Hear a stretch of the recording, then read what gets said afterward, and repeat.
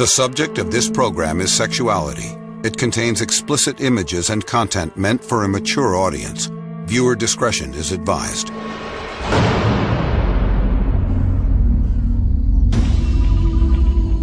August 24th, 79 AD.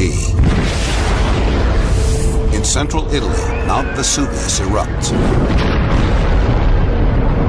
Within a day, the nearby city of Pompeii is buried under hot lava. For 1,500 years, the city lies forgotten, until an accidental discovery slowly leads to excavations, revealing haunting images of Pompeii's sudden, painful demise. The world's most vivid picture of life in ancient Rome emerges. A key part of that picture was hidden from the public, until now. From its drinking cups to its street lights, Pompeii was swimming in sex.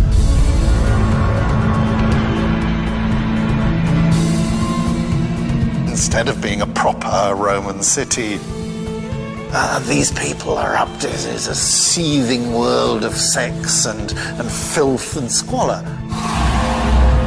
New evidence of widespread prostitution, orgies and sex clubs. Women selling themselves to men, men to other men, and men to women. Was there a secret sex trade in Pompeii? And if so, who controlled it? Was this city a one-of-a-kind hotbed of sin? Or does it offer us the truest picture of sex in ancient Rome? A picture hitherto hidden and now, for the first time, revealed.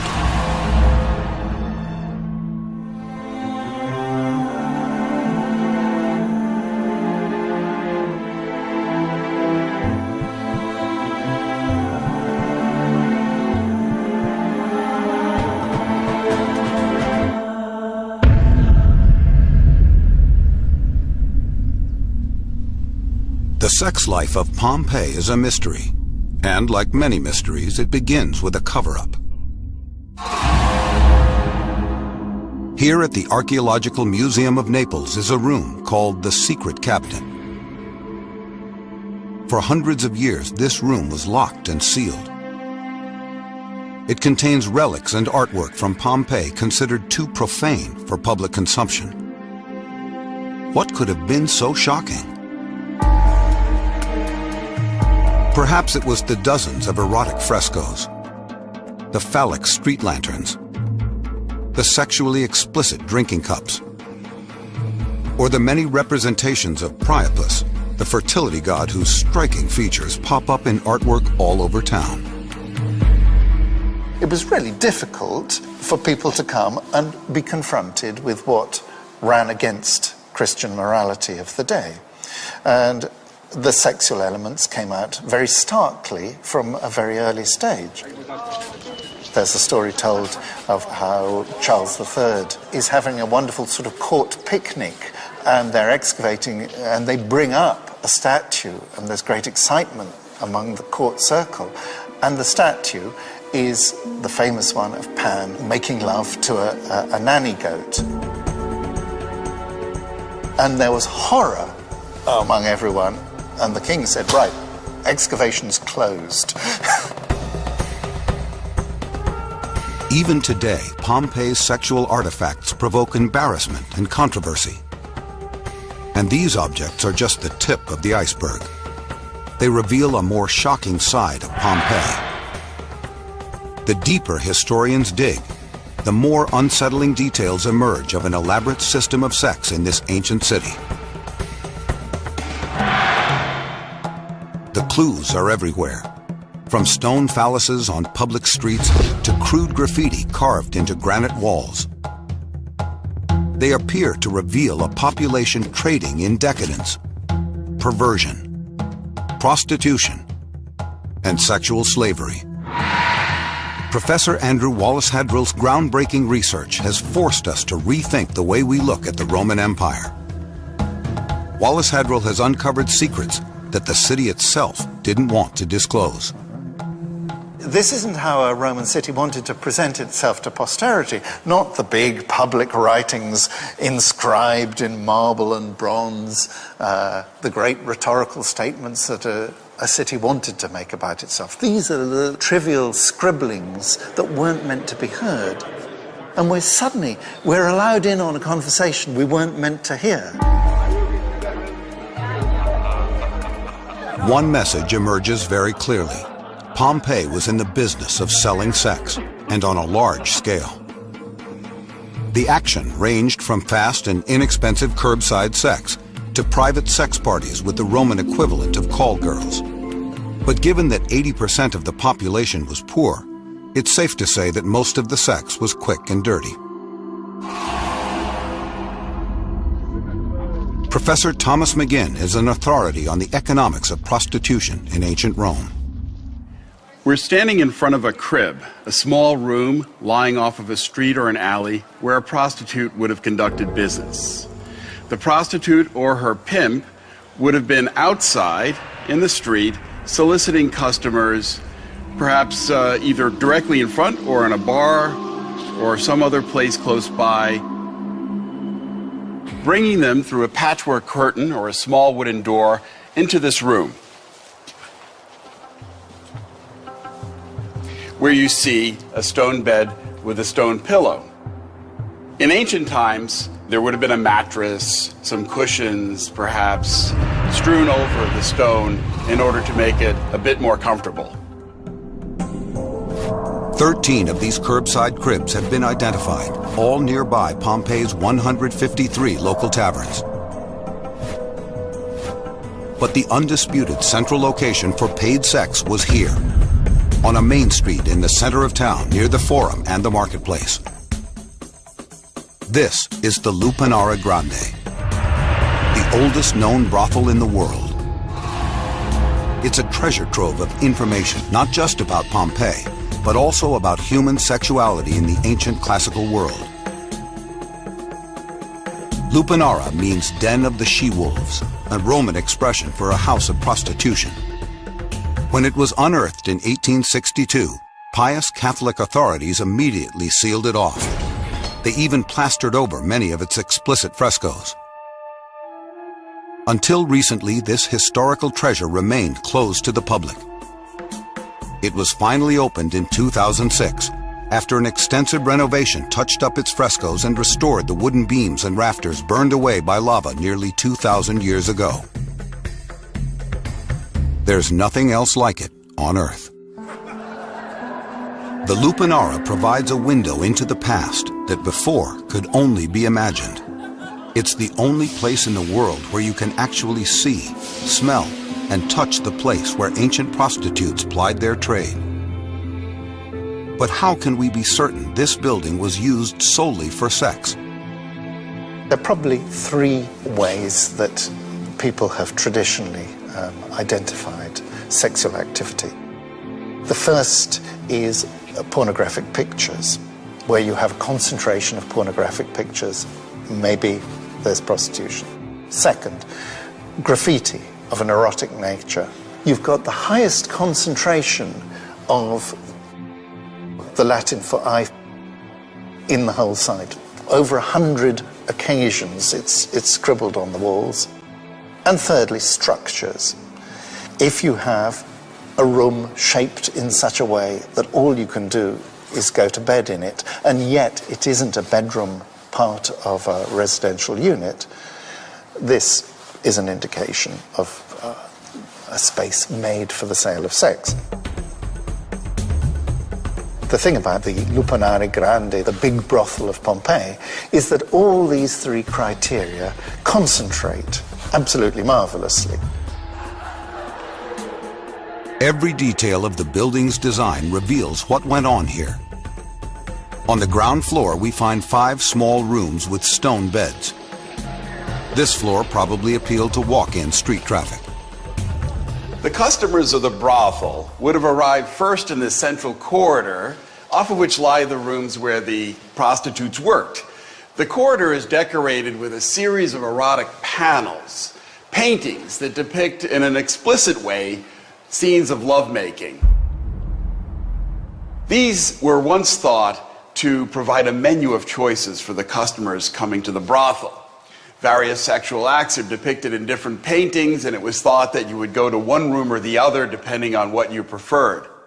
But the better view, a more persuasive view, is that these were part of what the brothel was selling. They presented a fantasy of sex. Richly decorated beds. The pillows and the bedding is of a quality that far surpasses anything that you would have found in these rooms with their stone beds and straw mattresses. So again, what you have here is a fantasy of sex. What you have here is the reality. The business of the brothel was to sell the customer both. The Lupanara's large and distinctive second floor poses another mystery. Upstairs we find no erotic art, no graffiti, and no masonry beds. It might have been filled with expensive wooden beds, drapes, and curtains. Here, customers may have made the fantasy real.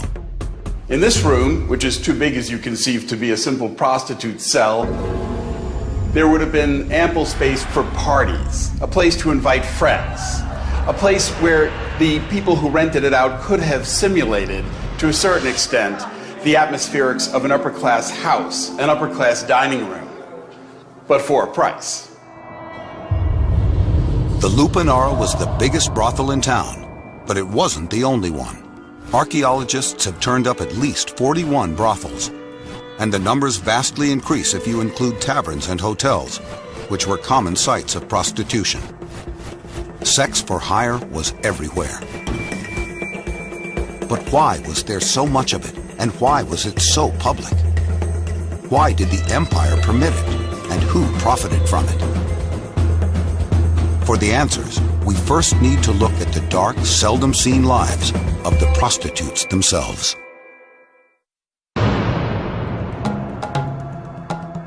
For centuries, the evidence of widespread prostitution in the doomed city of Pompeii was suppressed. Today, historians are putting together the pieces of how, where, and why it took place. At the heart of the mystery is the Lupanara Grande, the biggest brothel in town. 79 AD, the Lupanara opens for business, as it does every day, 9 hours after sunup, which is why the prostitutes here are called the nonarii, the ninth-hour girls. Like prostitutes through the ages, they perform under assumed names. We know some of them from the carvings in the Lupanara's stone walls. They are called Calidrome, Casa, Fabia, Fortunata, Nika, Januaria, and Myrtis, who specializes in oral sex. There are also male prostitutes known as Luperci. At the Lupanara, one goes by the name Maritimus. Graffiti here claims his specialties include servicing virgins. Some of the Luperci are gladiators turning tricks on the side. Gladiators are low on the social totem pole, but they are the sports stars of their day. And there are many accounts of elite Roman women taking them as paid lovers. There are also accounts of aristocratic women servicing clients for kicks, a dangerous pastime that can result in scandal, banishment, or even death if they are married. But most brothel prostitutes are slaves, taken from conquered lands stretching from Europe to North Africa and Asia. They are forced to do whatever their masters command. I think all we can say confidently about the prostitutes is that they will have been slaves. Naturally, their lives will have been really pretty squalid, as the life of any prostitute is likely to be. We can only use our imaginations, really, and we can only say that the sort of stories of misery that characterize the Eastern European immigrants who are effectively slave prostitutes in Western Europe at this time will have been not dissimilar to the stories of antiquity. Slaves are brought in from the far corners of the empire. The ones forced into prostitution trade on their exoticism. Many women dye their hair blonde or red and wear silks to accentuate their attributes. As the cult of Christ grows, Christian women are also interned into brothels as a degrading form of punishment. But some prostitutes are free women, turning tricks out of desperation. They are motivated by the same factors that lure men and women into prostitution today. This is one of the few high-paying careers available for the lower classes. Even a low-priced prostitute earns 3 times the wages of an unskilled male laborer. Then as now, the rate depends on age, skill, and desirability. At the low end, they charge 2 copper coins, the price of a loaf of bread. These women need many customers to make a profit. A high-end prostitute sees 1 or 2 clients a day and charges premium rates, up to 10 times as much. The male prostitute, at his best, earns a fraction of a woman's price. While their individual stories differ, collectively, these men and women fuel a powerful economic machine. Sex in the brothel here and elsewhere in Pompeii was relatively cheap, but it was a cash-rich business which could bring in a lot of income for, if not the prostitutes themselves, their exploiters. And who are these exploiters? The most obvious is the Leno, the pimp who runs the brothel with an iron hand. The Leno recruits the staff, sets the prices, enforces discipline, handles rent payments, and, when necessary, bribes the police.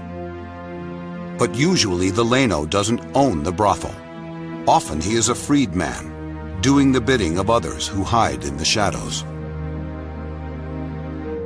The true owners are members of the upper classes, including well-born noblemen. They are motivated purely by profit. Most landowners have their money in agriculture, which at best yields a 6% return every year. Prostitution is a cash-only business with a higher profit margin, especially if you have slaves doing the work. But although profitable, it is not considered entirely respectable, so the owners keep a bit of distance from the business, even if sometimes that distance is only a few feet. A close look at the ruins reveals the kinds of people who were secretly behind this sex trade. The clues start with a carving in a road. So here, rather unusually, we find a phallus actually carved into the basalt of the street pavers. And this phallus is the delight of every tourist who passes here. And the story they all tell is that it's a pointer to a brothel, and that the brothel is 2 streets down on the left. Now, this is a crazy story, but how on earth can you tell that you're meant to go 2 streets down to get the brothel? It must refer to this house itself. One possibility is it's no more than a good luck sign. Phalluses were good luck signs. But the other possibility is that it indicates prostitution going on inside the house. To find out, let's go in. Okay, this house has got a respectable side and a less respectable side. Here we're in the atrium area. We've come in off the main road, and that's the big street, the Via dell'Abbondanza. We've got the impluvium, a big space, typical of a grand Roman house, surrounded by bedrooms here.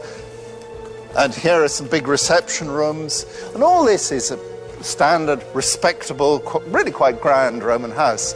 But then tucked around the back is the other, seamy side of their activity. If we go through this little narrow passageway, we're back into the servants' quarters, let's say, of the house. This is probably the kitchen. And back through, we're going through quite a narrow doorway here, and here we meet the prostitute cells, and we discover a bit about how the owner of the house makes his money. 1, 2, there, and then through the wall there is the third one. Here you've got a little entrance from the street, some stairs going up. So he probably rented out rooms. He may have had other girls working upstairs as well. He could have had half a dozen, quite easily. So on the sly, this guy is actually running a brothel. The elite's attitude towards private and public sex was complicated, to say the least. and it begins to explain why there was so much of it going on, and so publicly. For here, sex, whether paid or unpaid, was not just about pleasure, it was also about power. And with sex and power would come outright debauchery.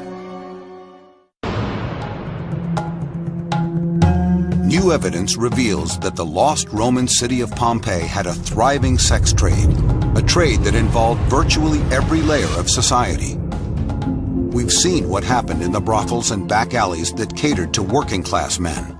But what transpired at the top, the rarefied world of the elite? 79 AD.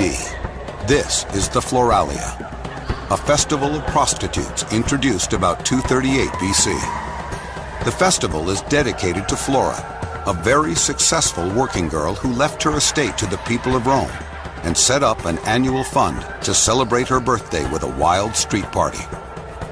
The early Christian author Lactantius writes disapprovingly, "The prostitutes at the importunities of the rabble strip off their clothing and act as mimes in full view of the crowd. And this they continue until full satiety comes to the shameless lookers-on." For upper-class men and moralists, this sort of display is considered vulgar. For them, sex should not be a free-for-all. It should be a carefully engineered statement of honor, strength, and power. The concept of honor was one which united both male and female virtues in the Roman world. For the males, manliness encompassed the ability to express power over one's own emotions and also to use that power to control others. In Roman literature, we often learn about sexual activity as merely an expression of power, whereby the person penetrating is the person who is in control and exerting a powerful identity, and the person who is being penetrated is the person who has lost control and who is therefore of a degraded status. Wives are immune from this degradation since their role is not primarily sexual but social. Marriages take place to preserve status, increase wealth, or foster political alliances. The Roman matron is a mother, a hostess, and manager of the household. Many rarely have sex with their husbands, but should they take lovers, they must be discreet, because if caught, the wives will pay a heavy price. Adultery was often associated with the female perpetrator rather than the male, and since the head of a household, the paterfamilias, had the power of life and death over all members of his household, he was able to exert that power to punish his wife if she were unfaithful mercilessly. But according to the literature of the time, that doesn't slow them down. Upper-class women take lovers from all levels of society. They join in orgies, moonlight at brothels, and also hire prostitutes themselves. Male or female, if you are a member of the ruling class, the sex trade in Pompeii offers plenty of options. Many husbands don't even need to look beyond their own households. And there is this whole underworld of both slave girls providing sex, and even within family household providing sex, and ex-slaves providing a whole world of sexual services. This was certainly true of the higher levels of society. But what happened at the very top? The evidence at Pompeii shows us that some of the wealthiest citizens had urges that went far beyond sexually exploiting their slaves. In contemporary parlance, we'd call them swingers. I found 7 examples of explicit erotic art in the context of private houses that suggest not the presence of a brothel, but that of a sex club. The owner of the house would have invited his friends to party with him and women, presumably prostitutes, who were brought in for the occasion. Generally, the status of the owners of these houses was very high. We're talking about the elite of Pompeii. It may not be what everyone would have done, but it was not something that was illegal or open to even serious moral censure. But how do we tell the difference between a straightforward brothel and an elite private sex club? Historians look for clues, starting with accessibility. The harder it is to find the room, the more likely it was used for private entertainment. Now this is the House of the Centenary, and it's one of the very grandest in town. A double atrium, a magnificent peristyle garden here, rich decoration everywhere, and you can be confident that this belongs to one of the people at the top level in town, one of the magistrates. And now I've left the great open spaces, the magnificent peristyle, winding down this little corridor, and we come into a completely secluded area of the house. And first into this area, and then into a little room off it. And this is a sort of antechamber. Notice that the decoration is very beautiful in here. It's at the level of the rest of the house. And then finally into the climactic room, which has got the pornographic scenes in it. And it's really interesting because the kind of scenes are exactly the same as those you find in the brothel, only that the quality of execution is very much higher. It's very hard to imagine the owner of this house allowing this room to be used as a brothel. Even if you think of it in economic terms, how much would you have to spend decorating this room like this? How many layings of prostitutes would you have to get your investment back? And look at this picture. You've got Hercules here with his club. There's the club of Hercules. And there are two little Amorini, two little Cupids. And they're saying, come on, Hercules, you can do it. He's laid down the club of his labours. He's having a rest. And it's time for some sex. And just in the same way, the master of the house can put aside his public face, his duties, and enjoy himself. This is his enjoyment room. But not just for him, because very interestingly, we've got a little window here, which means that people can look in and enjoy the spectacle of what's going on in the master's private romper room. But this room was not just for the master's use. Literature of the time tells us that sometimes the wives joined in, and that couples would stage private orgies to impress their guests. The historian Maximus complains about a wild party in 52 BC given by a landowner named Gemellus. To curry favor with local magistrates, Gemellus brought in two noble women and a well-born boy to join the fun. Maximus writes, "Bodies were shamefully compliant, destined to be the sport of drunken lust."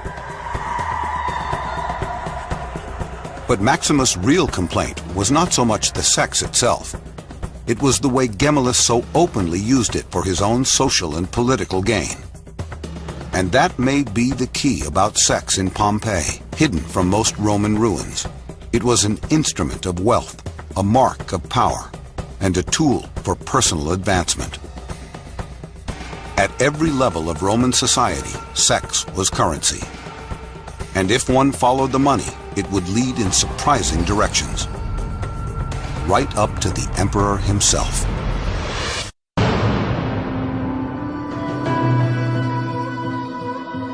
Sex for hire was available virtually everywhere in Pompeii.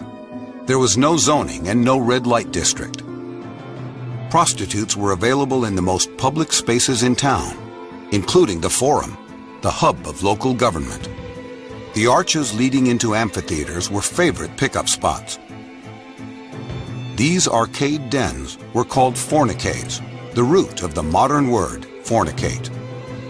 Prostitutes also plied their trade at the most public venues in ancient Rome, the baths.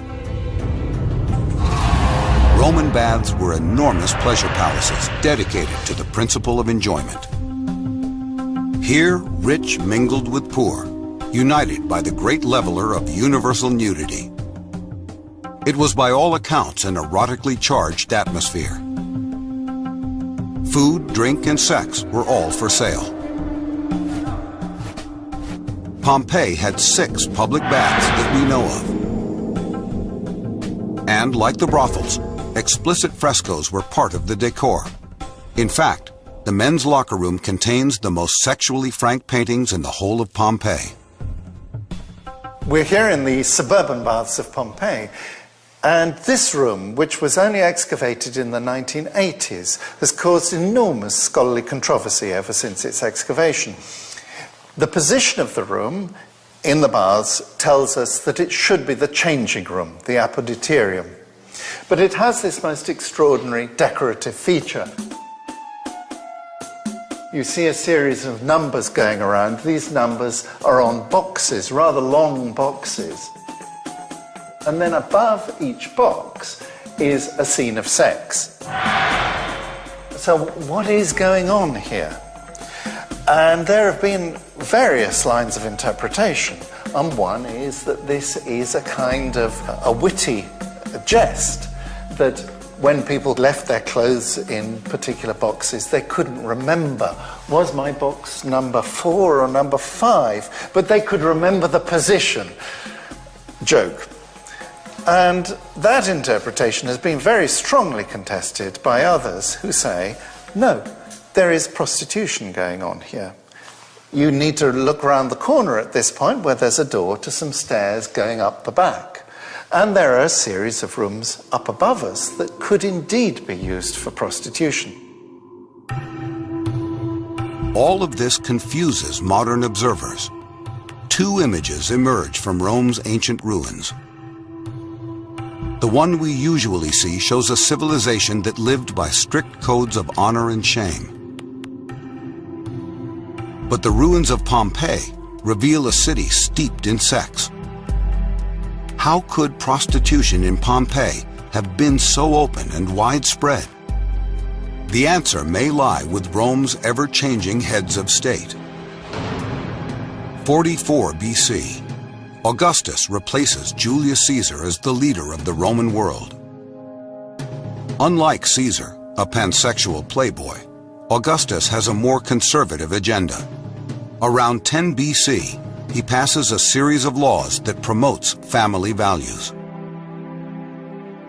The elite can only marry within their class and must bear noble children. Childless couples are penalized and bachelors are taxed.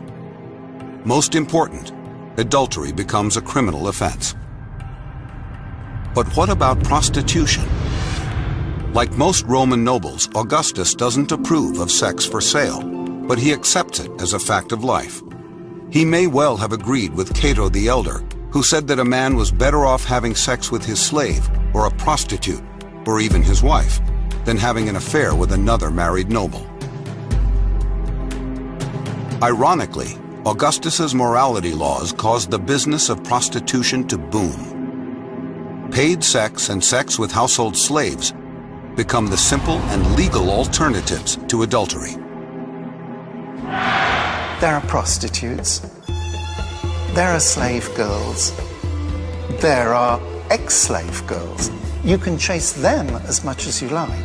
For heaven's sake, don't risk everything by chasing married women. So the very ban on adultery creates a necessity for prostitution. What the law on adultery did was to try to use prostitutes for the public good by essentially deploying them as a device to distract men away from respectable women. Respectable women would be protected thanks to the services of prostitutes. Because adultery was now illegal, it became important to know exactly who the prostitutes were, and so a system of registration was set up. By law, prostitutes now have to register with a local bureaucrat called an aedile. The aedile takes down her name, age, place of birth, and her pseudonym. He then issues her a license. Once entered, her name can never be removed. And along with registration, a strict dress code is enforced. First and foremost, a prostitute is not allowed to dress like a decent woman. She has to wear a man's toga and is not allowed the royal color purple or flowered cloth. She cannot put her hair up like Roman matrons. Registration reinforces the social distance between prostitutes and the rest of society. There are all sorts of activities that would render you forever infamous and no longer able to take part in public life. If you appeared on the stage, if you appeared as a gladiator, and if you had anything to do with prostitution. Initially, the empire got involved with the sex trade for moral reasons. It stayed involved for financial reasons. In 40 AD, the Emperor Caligula imposed a federal tax on prostitution, a tax that filled the coffers of the emperor and the empire. Because of the tax, it was now firmly in the state's best interest for prostitution to flourish. But the question remains, did this lead to Pompeii's hypersexualization? Did the system go off the rails here, creating a scandalous town, notorious for its sin and excess? Was Pompeii the sex capital of the empire? Or was there yet another city, even more extreme?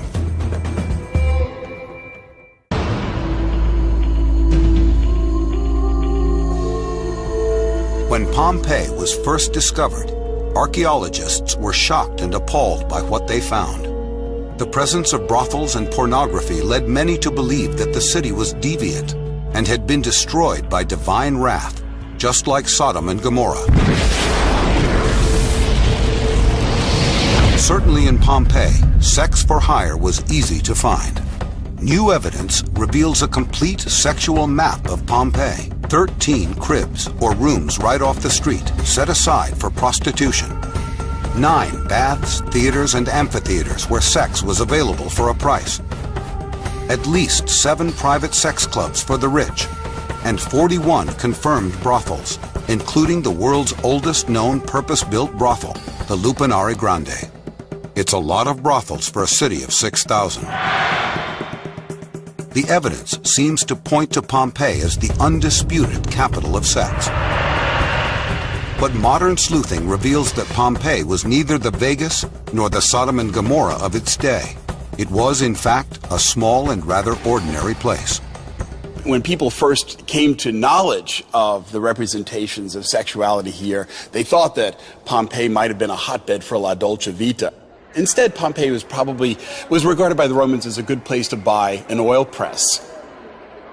Pompeii is a perfectly normal place. What is extraordinary about Pompeii is the way it's preserved. We always have to remember that. Other places didn't get a volcano's guts tipped over them. And that mode of preservation gives us a whole different insight into the city. So if Pompeii wasn't the center of ancient prostitution, where was the real sex capital? Whatever you see in Pompeii, compared to Rome, is really down market. Rome is the center of everything in the empire. It's the center of wealth, the center of power, therefore the center of sex. On first glance, the city of Rome appears to have had less prostitution than Pompeii. Surviving physical evidence shows fewer brothels and fewer registered prostitutes. But according to historians, prostitution was just as widely practiced. The lack of physical evidence in Rome reveals the final chapter of Pompeii's story. Pompeii takes its lead from Rome, and Rome, in turn, follows the taste of its rulers. 37 AD. Just 42 years before the eruption of Vesuvius, Caligula becomes emperor. He sets a standard for depravity that few have been able to match in the nearly 2,000 years since his reign. He is fascinated by corruption and sexual transgression. By establishing a tax on prostitution and a squad of bureaucrats to enforce it, Caligula turns sex for sale into a state-sanctioned business. To drive home the point, he sets up a brothel inside the imperial palace. The brothel is staffed by the wives, daughters, and sons of leading citizens and upper-class men. Some are willing, some are not. Caligula is succeeded by Nero, Though no match for his predecessor in depravity, Caesar Nero is no saint. He mugs citizens for fun, has his mother executed, and kicks one of his wives to death. And when he isn't slumming at brothels, he organizes elaborate orgies for the aristocrats. Caligula and Nero's bad behavior influences society across the Roman Empire, from Rome down to smaller cities like Pompeii. Vice and corruption are the order of the day. But in 69 AD, just 10 years before Vesuvius swallows Pompeii, a new ruler succeeds Nero, and things begin to change. Pompeii's suburban baths hold an important clue to this cultural shift. Carbon dating reveals that the wildly explicit illustrations in the men's changing room were covered up 3 years before Pompeii was destroyed. What to me is the most important feature is that these things have been overpainted. And that means that at some stage they thought it was really not acceptable to have these images on show. And it makes sense that after the fall of Nero, when the new emperor Vespasian brings in a sort of new morality, they cover things up. The conservative shift taking hold in Rome is just starting to affect Pompeii when Vesuvius freezes the city. It is a pivotal moment, just after the most decadent period of Roman history has ended. Pompeii's hothouse atmosphere of sexual goods and services was normal for that time. Had the city survived another 20 years, we might have found fewer examples of ancient erotica. But the business of prostitution would still have been in place. It was deeply ingrained, not just in Pompeii, but all of Roman society, and history shows it remained that way for centuries to come. Pompeii gives us an unequaled snapshot of a pivotal time in which sex for hire played many roles in the pragmatic Roman world. It was a less than honorable but quite profitable venture for the wealthy. A major source of tax revenue for the state. A way for men to have extra sex without having illegal affairs.